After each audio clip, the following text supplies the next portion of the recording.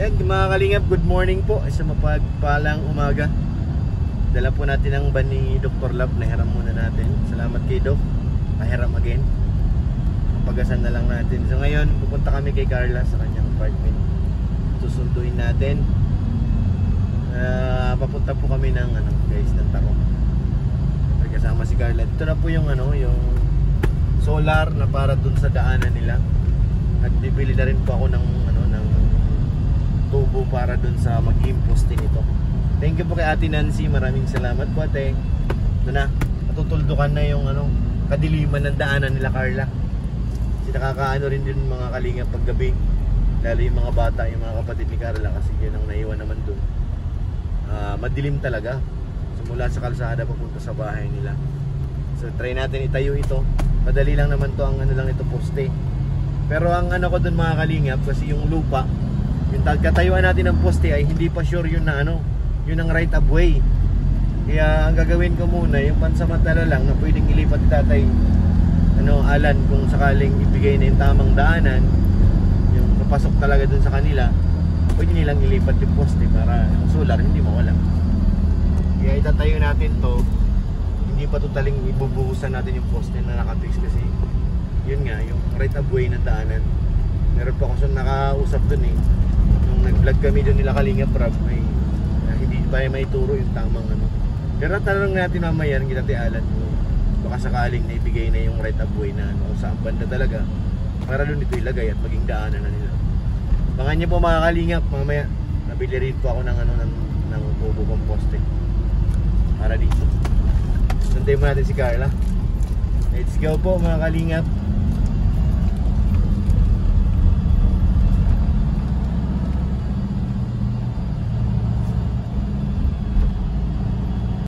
So dito tayo sa hardware, guys. Yung ate, 1-in-1 half na GI. Saan ba yun? Patingin niya ako, 1-in-1 half. Asan dito di 1-in-1 half? Ito? Magkano isa nito? Sige po. So tayo guys, bibili ng At ando na naman natin si Carla. Nandiyan na po sa loob ng van. Kasama na po natin. Kaya yan po ang hiniram ko kay Doc. Yun nga, para dyan ikarga yung tubo. So ayan guys, nagkasundo na kami ni ate. Papakat ko kasi to, masyado pong mahaba. Ito po yung magiging poste doon sa ilaw. Haba naman siguro, mataas na to.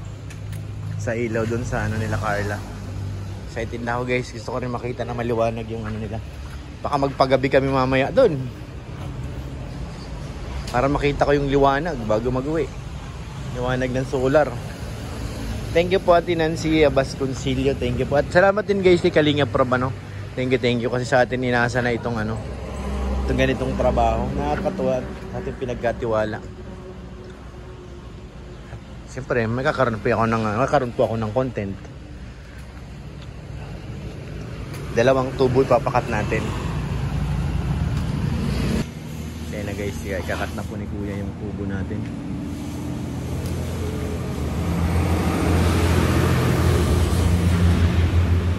Yun po yung pangkat nila sa loob.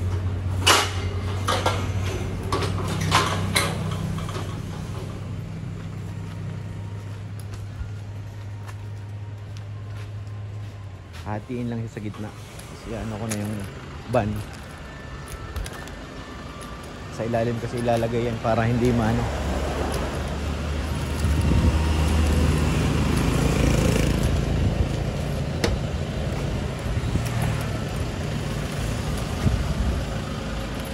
Kakarga ko be.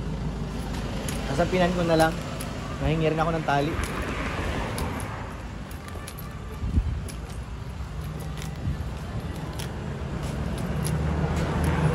Talihan ko yung gate. Naka-ready tayong basahan para hindi dumasgas dito sa nito. Lalagyan natin.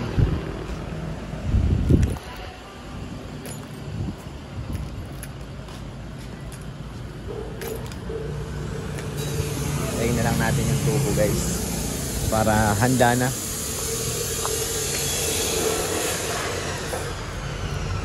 Parang kayang ilipat naman ni tatay, ano.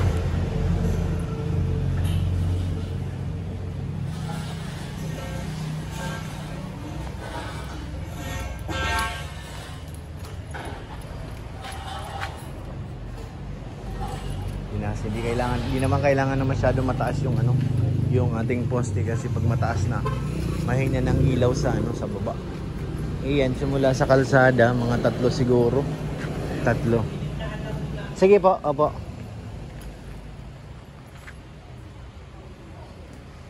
Gigitnaan lang. Ay, ano lang siya, tawag dito yung hindi naman ganong kalala yung agwat. Ang importante doon, maliwanag yung dadaanan nila, ano, nila Totoy, mga kapatid ni Carla, guys.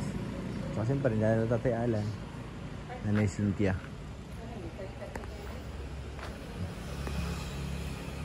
Kinakat na ni Kuya. Ganda yung pangkating niya dun, eh. Talagang sulit, eh. Cut off talaga, eh.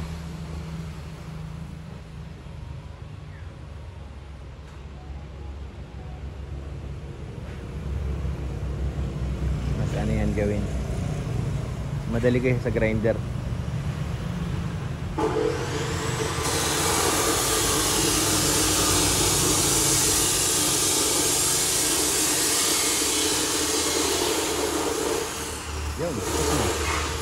Yun, ito agad, bilis lang.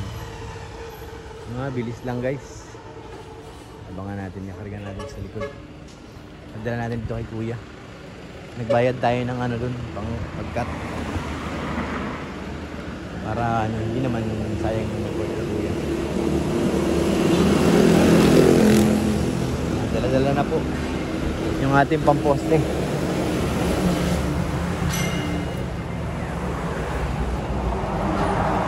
Kasi kung di ba hindi masyado na mahaba. Kuya sa ano? Taban? Oo.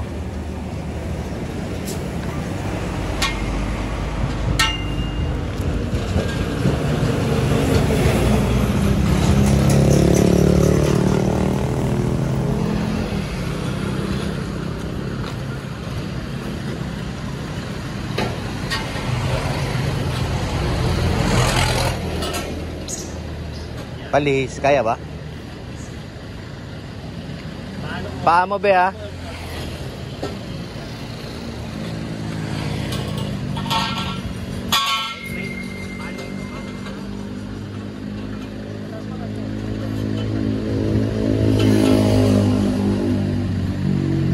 Pa-cross na. Kahit dito pa gano'n, no?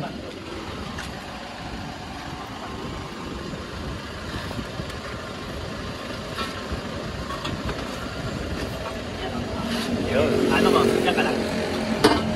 Mapagkasyahin na, guys, para may sara. Sige nga, tatayo ko nga. Pwede na to. Pwede na yung taas nito. Pwede.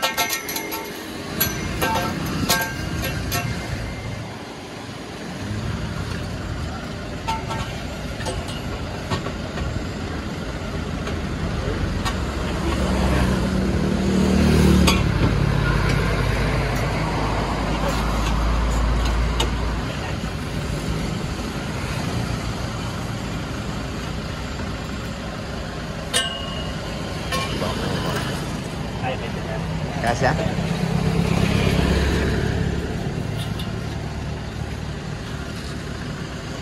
Hindi na pala kailangan yung tali ito. Kala ko hindi masasara ay. Okay. Thank you po. Salamat, Kuya. Bay, dahan-dahan na lang pa mo dyan, ha. Mama, alisod ka. So yan, guys, okay na. Gahin na tayo ng Tarom. Let's go! So yan, guys, nandito na kami sa Tarom. Sa wakas, nakarating din ng safe. Medyo malayo-layo nga lang talaga, guys. Na yung ating tubo nandiyan na sa likod. Ang ating solar nandito na. Bababa natin ito. Bababa tayo, magbababa ng ating kargamento. Nandito na naman tayo. Thank you, Lord. Malayo-layo talaga guys. Andun na sila Carla sa loob. Sama si Maya. Babuhatin ko na po itong mga tubo natin para gumaan-gaan na ang buhay. Hindi ko alam kung paano ilalatag to. Tingin na lang natin kung anong susunod na kabanata dito.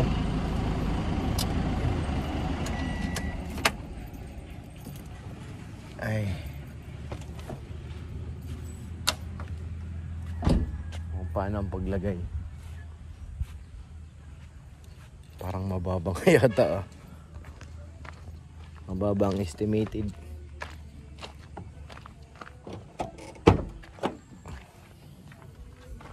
Ginagamit yung ating tali. Ginagamit ito at nagkasya naman. Nabaluktot nga lang. Baba ko muna to guys yung ating tubo.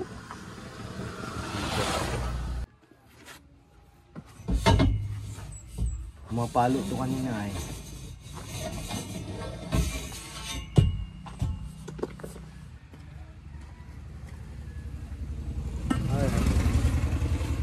Baon ka pa parang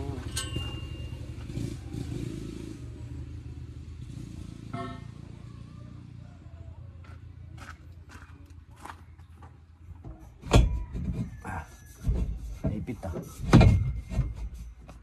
Medyo naipit yung isa. Yun.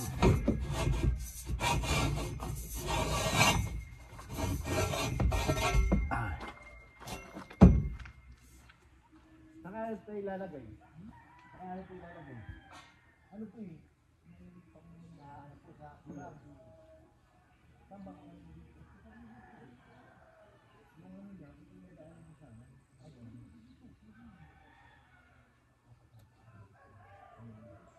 Apat na ano po eh?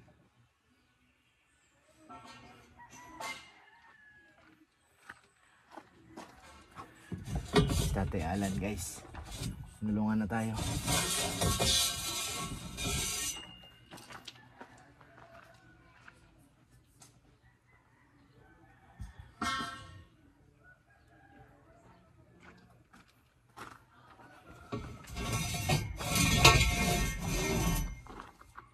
Kapal din, kahit schedule 40 lang.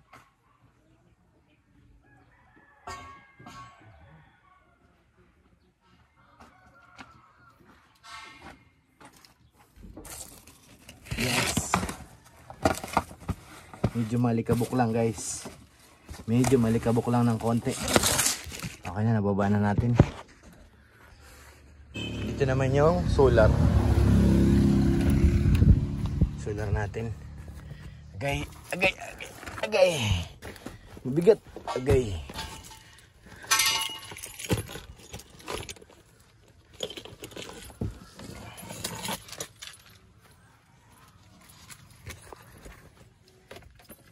Sana yung remote? Yung susi. Hello. Wala po tayong susi. Sa bulsa ko na ba yung susi? Wala yung susi ng van guys. Ay, ito. Ay. Ito na. Yeah. Yung ilaw. Hindi na po magdidilim ang paligid. Alright. Let's go. Magliliwanag na po ang daanan dito.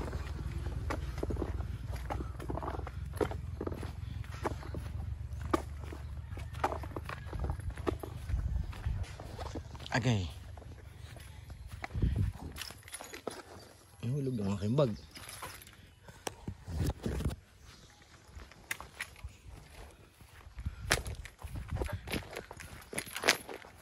Abangan po natin guys kung ano mangyayari sa ating pailaw. Kapaalat para si Tatay Alan eh. Ito pwede ilagay. So yan guys, ano, kausap po natin si Tatay. Mukhang alanganin nga magtayo pa dito. Kailangan pa nila magpaalam sa may-ari ng lupa. Kahit itong dinadaanan natin ay nabili na raw ito. Siguro doon kay Tatay Alan, dyan na muna sa gate itayo yung ano, mga solar. Kahit dalawa dyan sa harap ng gate nila para at least maliwanag. Hindi pwede basta-basta tayo magtayo dito. Pag pinayagan daw, saka sila magtatayo dito ng ano, sa daanan. Mahirap na pag ano, baka mapag-initan pa sila dito lalo.